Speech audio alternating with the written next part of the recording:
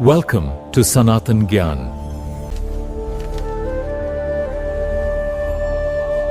अभिवादन। आज हम श्रीमद् भागवतम के एक बहुत ही गहरे और दिलचस्प हिस्से पर बात कर रहे हैं। गर्भोदयशायी विष्णु से ब्रह्मा जी का प्राकट्य कैसे हुआ, इस पर ये प्राचीन ज्ञान हमें सृष्टि मतलब दुनिया कैसे बनी और दिव्यता पर एक अनोखा नजरिया देता है।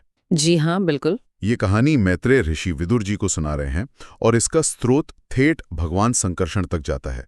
तो आज का हमारा मकसद है ये समझना कि सृष्टि से पहले ब्रह्मांड में क्या चल रहा था और इस कहानी में ब्रह्मा जी की भूमिका क्या है।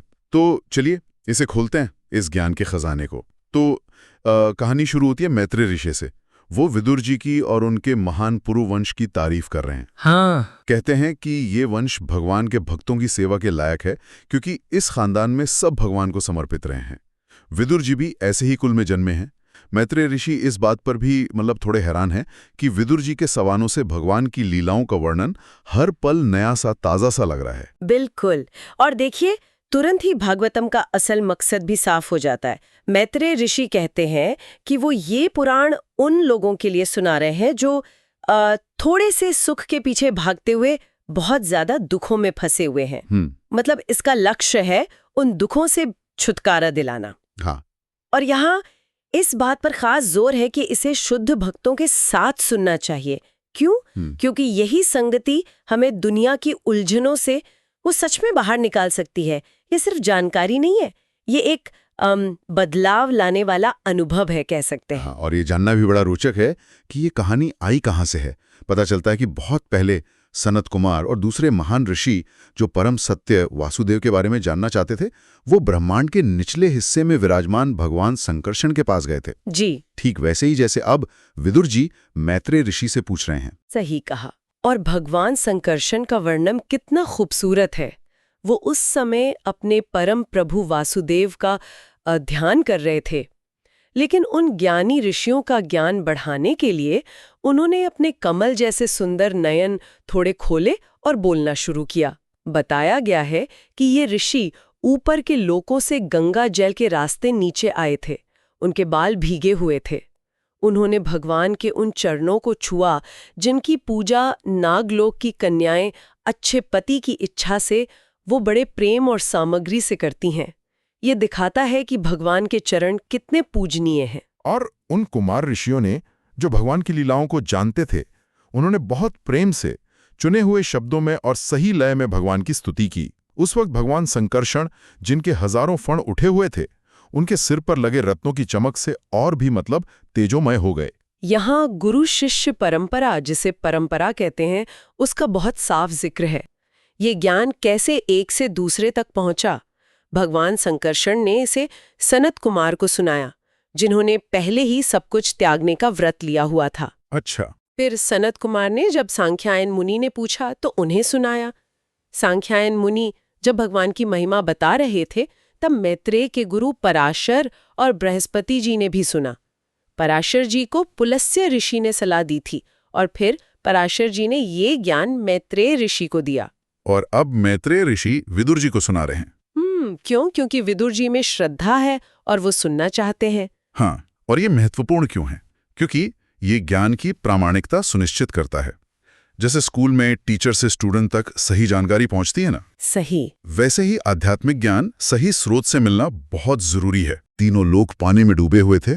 गर्भोदयशायी विष्णु यानी भगवान का वो रूप जो सृष्टि के गर्भ जल में शयन करते हैं, वो अकेले थे और महान सर्प अनंत शेष की शैया पर लेटे थे। ऐसा लग रहा था कि वे सो रहे हैं, अपनी आंतरिक शक्ति में लीन, बाहरी दुनिया की हलचल से दूर। लेकिन एक दिलचस्प बात यह है कि उनकी आंखें पूरी तरह बंद नहीं थी। इसका क्या मतलब हो सकता है? ये बहुत गहरा संकेत है। आंखें पूरी तरह बंद न होना दिखाता है कि वे सो नहीं रहे थे, बल्कि अपनी योग निद्रा में थे। मतलब वे सचेत थे, सब कुछ जानते हुए भी विश्राम की अवस्था में थे। वे अपने भीतर सभी सूक्ष्म तत्व और अनगिनत जीवों को समेटे हुए थे। जैसे लकड़ी के अंदर आग छिपी रहती है, वैसे ही भगवान उस प्रलय के जल में थे, सभी जीवों को उनके सूक्ष्म रूप में धारण किए हुए। वे काल शक्ति नाम की अपनी ही ऊर्जा में स्थित थे। ये काल शक्ति अज्ञान यानी अविद्या से जुड़ी है और यही जीवों को फल की इच्छा वाले काम यानी सकाम कर्म करने के लिए प्रेरित करती है। और पाठ में ये भी बताया गया है कि भगवान इस तरह 1000 चतुर्युग तक लेटे रहे। जी हाँ, ये एक बहुत बहुत लंबा समय है। जब जीवों के अंदर उनके पिछले कर्मों के अनुसार फिर से सक्रिय होने का समय आया, जो इसी काल शक्ति से प्रेरित था, तब भगवान ने देखा कि उनका दिव्य शरीर नीलाभ यानी कुछ नीला सा दिख रहा है। हाँ, कहा जाता है कि ये उन जीवों की सामूहिक इच्छाओं और मानसिकता का प्रतिबिंब था जो भौतिक फल चाहते थे। अच्छा, फिर भौतिक प्रकृति का एक गुण रजोगुण, जिसमें जुनून होता है, सक्रियता, सृष्टि की इच्छा होती है, उससे प्रेरित होकर सृष्टि का सूक्ष्म रूप जिस पर भगवान का ध्यान था वो सक्रिय हुआ और ये सूक्ष्म सृष्टि भगवान की नाभि से एक कमल की कली के रूप में प्रकट हुई। ये कमल एक तरह से सभी जीवों की सामूहिक कर्म इच्छाओं का प्रतीक था। और ये कमल कोई साधारण फूल नहीं था। ये अचानक प्रकट हुआ और अपने तेज से बिल्कुल सूरज की तरह चारों ओर रोशनी फैला दी और प्रलय के उस विशाल जल को भी सुखाने लगा। और यहाँ कहानी एक बहुत ही महत्वपूर्ण मोड़ लेती है। भगवान विष्णु स्वयं परमात्मा के रूप में उस ब्रह्मांडीय कमल में प्रवेश करते हैं। सोचिए, वो कमल जो उनकी ही नाभि से निकला। हाँ, उसी में वे प्रवेश कर रहे हैं। जब वो कमल भौतिक प्रकृति के सभी गुणों से युक्त हो गया, तब उससे ब्रह्मा जी उत्पन्न हुए। ब्रह्मा जी, जिन्हें वैदिक ज्ञान का साकार रूप माना जाता है, जिन्हें स्वयंभू यानी खुद से उत्पन्न होने वाला भी कहते हैं, और जो इस ब्रह्मांड के नियंत्रक हैं। मतलब कमल के बीच में बैठे होने पर भी उन्हें कुछ समझ नहीं आ रहा था, दुनिया दिखाई नहीं दे रही थी। हाँ, तो उन्होंने चारों तरफ देखने के लिए घूमना शुरू किया और उससे उनके 4 सिर हो गए। जी, 4 सिर जो 4 दिशाओं में देखते थे। हाँ, उस कमल पर बैठे होने के बावजूद ब्रह्मा जी न तो सृष्टि को समझ पा रहे थे, न उस कमल को, और न ही खुद को। उस समय प्रलय खत्म हो रहा था और तेज हवा, पानी और कमल को गोल गोल घुमा रही थी। ये दिखाता है कि सिर्फ अपनी बुद्धि या इंद्रियों के भरोसे सृष्टि के रहस्य को जानना कितना मुश्किल है, भले ही आप ब्रह्मा ही क्यों न हो।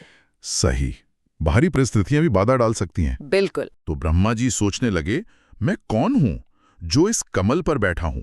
ये कमल कहां से आया? जरूर इसके नीचे कुछ होना चाहिए जहां से ये उगा है। ये सोचकर उन्होंने इसका स्रोत ढूंढने की कोशिश की। वे कमल की नाल के रास्ते नीचे पानी में उतरे। वे कोशिश करते करते भगवान विष्णु की नाभि के पास तक पहुंच गए, लेकिन फिर भी उन्हें स्रोत नहीं मिला। इतनी कोशिश के बाद भी? हाँ, इस खोज में उनका पूरा जीवन काल यानी 100 ब्रह्मा वर्ष बीत गए। 100 ब्रह्मा वर्ष, ये कितना लंबा समय है, हम अंदाजा भी नहीं लगा सकते। सही कहा।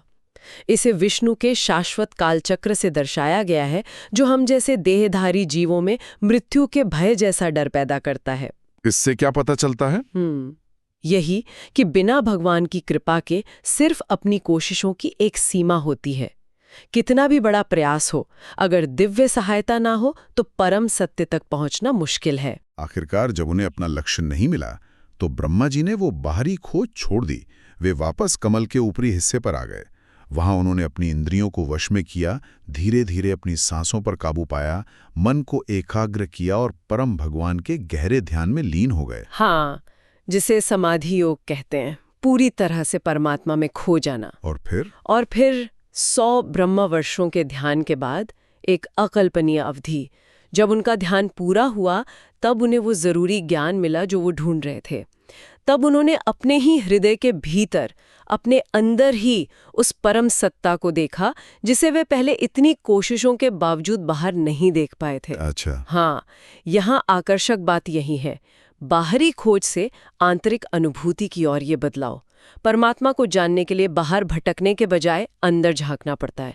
ये एक बहुत बड़ा सबक है। अब आता है ब्रह्मा जी के उस अद्भुत दर्शन का वर्णन। उन्होंने क्या देखा? उन्होंने देखा कि जल पर शेषनाग के विशाल सफेद शरीर का बिस्तर बिछा है, जिस पर भगवान अकेले लेटे हैं। जी। शेषनाग के फणों पर जो रत्न जड़े थे, उनकी किरणों से सारा अंधकार दूर हो गया था और पूरा वातावरण जगमगा रहा था। भगवान के उस दिव्य रूप की सुंदरता का वर्णन बहुत काव्यात्मक है, बहुत ही सुंदर। कहा गया है कि उनकी आभा हरे मूंगे के पहाड़ से भी सुंदर थी। उनका पीला वस्त्र शाम के सुनहरे आकाश को भी फीका कर रहा था और उनका रत्नों से जड़ा मुकुट सोने के पहाड़ की चोटियों से भी ज्यादा चमकीला था। वाह! संक्षेप में कहें तो उनका रूप इतना अलौकिक था कि दुनिया की कोई भी सुंदर से सुंदर चीज उसकी बराबरी नहीं कर सकती थी। ये सिर्फ सुंदरता का बखान नहीं, ये उनकी दिव्यता और सर्वोच्चता का संकेत है। उनका विशाल शरीर, हाथ पैर रत्नों, मोतियों और फूलों की मालाओं से सजे थे, जो किसी भी प्राकृतिक सुंदरता से कहीं बढ़कर थे। उनका वो दिव्य शरीर इतना विशाल था कि लंबाई चौड़ाई में तीनों लोकों यानी ऊपर, मध्य और नीचे के लोकों में फैला हुआ था। उनका शरीर अनोखे वस्त्रों से ढका था और स्वयं ही प्रकाशमान था। पाठ में उनके ऊपर उठे हुए कमल जैसे चरणों का भी जिक्र है। ये चरण महत्वपूर्ण क्यों है? हाँ, क्यों? क्योंकि ये उन सभी पुरस्कारों का स्रोत है जो शुद्ध भक्ति करने से मिलते हैं। जो भक्त बिना किसी स्वार्थ के उनकी सेवा करते हैं, उन्हें वे इन्हीं चरणों से कृपा प्रदान करते हैं। उनके चंद्रमा जैसे चमकते नाखून फूलों की पंखुड़ियों की तरह लग रहे थे। अगर हम इसे बड़ी तस्वीर से जोड़ें तो भगवान की ये सारी विशेषताएं सिर्फ बाहरी रूप नहीं है, ये उनकी कृपा, उनके ऐश्वर्य और भक्तों के प्रति उनके प्रेम का प्रतीक है। भगवान अपनी प्यारी सी मुस्कान से भक्तों की सेवा स्वीकार कर रहे थे और उनकी तकलीफों को दूर कर रहे थे। उनके कानों में कुंडल थे और चेहरे की सुंदरता ऐसी थी कि उनके होठों की लाली, उनकी सुंदर नाक और भौहें सब मिलकर एक अद्भुत छवि बना रहे थे। उनके वस्त्रों का और भी वर्णन है। कमर पर कदम्ब के फूल के केसरिया पराग जैसे रंग का पीरा कपड़ा बंधा था, जिस पर एक सजी हुई करधनी थी। उनके सीने पर श्रीवत्स का निशान था, जो लक्ष्मी जी के निवास का प्रतीक है, और गले में एक बेहद कीमती हार था। यहाँ दो बहुत अच्छी उपमाएं दी गई हैं। एक पेड़ के उपमाएं। हाँ, भगवान मानो खुद ही वो ब्रह्मांड रूपी पेड़ हैं जिसकी जड़ें अव्यक्त हैं, अव्यक्त मूलम। उनकी भुजाएं हजारों शाखाओं जैसी हैं और वे अनंत शेष के फणों से ढके हैं, जैसे चंदन का पेड़ सांपों से लिपटा रहता है। क्या बात है! इसका मतलब है कि भगवान ही सारे अस्तित्व का मूल स्रोत हैं। और एक पहाड़ की उपमा भी है। भगवान मानो ब्रह्मांड रूपी पर्वत है, जो सभी चलने वाले चर और न चलने वाले अचर जीवों के रहने की जगह है। वे अनंत नाग के मित्र हैं। जैसे पहाड़ की हजारों सुनहरी चोटियां होती हैं, वैसे ही भगवान अनंत नाग के हजारों सुनहरे फणों के साथ दिखें। अच्छा। जैसे पहाड़ कभी कभी रत्नों से भरा होता है, वैसे ही उनका शरीर कीमती रत्नों से सजा था। और जैसे पहाड़ कभी कभी समुद्र के पानी में डूब जाता है, वैसे ही भगवान कभी कभी प्रलय के जल में डूबे रहते हैं। ये उपमाएं उनकी स्थिरता, विशालता और आश्रय देने की प्रकृति को दर्शाती हैं। ब्रह्मा जी ने यह भी देखा कि भगवान की रक्षा उनका सुदर्शन चक्र कर रहा था। उनके गले में पड़ी वनमाला, जो असल में उनकी ही कीर्ति थी, वो मीठे गीत गाकर वैदिक ज्ञान के रूप में उनकी महिमा बता रही थी। सूर्य, चंद्र, वायु, अग्नि जैसे बड़े बड़े देवता भी उन तक नहीं पहुंच सकते थे। वे अपने शक्तिशाली अस्त्र शस्त्रों से घिरे थे, जिससे उन तक पहुंचना मतलब बहुत मुश्किल था। सही। तो इस तरह भगवान का दर्शन करने के बाद ब्रह्मा जी, जो अब सृष्टि करने वाले थे, उन्होंने एक साथ सृष्टि के मूल तत्वों पर भी नजर डाली। उन्होंने भगवान विष्णु, हरि को देखा और साथ ही उनकी नाभि में स्थित सरोवर, वो कमल का फूल जिससे वे जन्मे थे, स्वयं को, प्रलय के जल को, उस जल को सुखाने वाली हवा को और आकाश को, ये सब उन्हें अब साफ साफ दिखाई देने लगा। हाँ, और यहाँ एक बहुत महत्वपूर्ण बात कही गई है। भगवान को और सृष्टि के इन 5 कारणों को देखने के बाद ब्रह्मा जी रजसा उपरक्तः हो गए। रजसा उपरक्तः, इसका मतलब उन पर रजोगुण हावी हो गया। रजोगुण मतलब सक्रियता, जुनून और सृष्टि करने की इच्छा का गुण। और इसी रजोगुण से प्रभावित होकर वे प्रजा यानी जीवों की सृष्टि करने के इच्छुक हो गए। ये बात गौर करने लायक है कि भगवान का साक्षात दर्शन करने के बाद भी जब भौतिक सृष्टि करने की बात आई तो रजोगुण का प्रभाव आ गया। अच्छा, ये तो सोचने वाली बात है। बिल्कुल। और यहीं पर यह हिस्सा समाप्त होता है। ब्रह्मा जी अब सृष्टि का काम शुरू करने के लिए तैयार हैं। वे पूजनीय भगवान से प्रार्थना करते हैं और अपना मन पूरी तरह से पारमार्थिक यानी आध्यात्मिक रास्ते पर स्थिर कर लेते हैं। जी। तो इस सब का क्या मतलब है? मतलब साफ है, ब्रह्मा जी अब सृष्टि रचने के लिए पूरी तरह से तैयार हैं और भगवान द्वारा सशक्त हैं। जी। तो आज की हमारी इस चर्चा से मुख्य बातें क्या निकली? हमने समझा कि श्रीमद् भागवतम का उद्देश्य क्या है, दुखों से निकालकर असली सुख देना। हाँ। हमने कथा की परंपरा यानी गुरु शिष्य परंपरा के महत्व को जाना। हमने सृष्टि से पहले की अद्भुत स्थिति देखी और जाना कि कैसे गर्भोदक्षायी विष्णु की नाभि से निकले कमल से ब्रह्मा जी का जन्म हुआ। जी हाँ।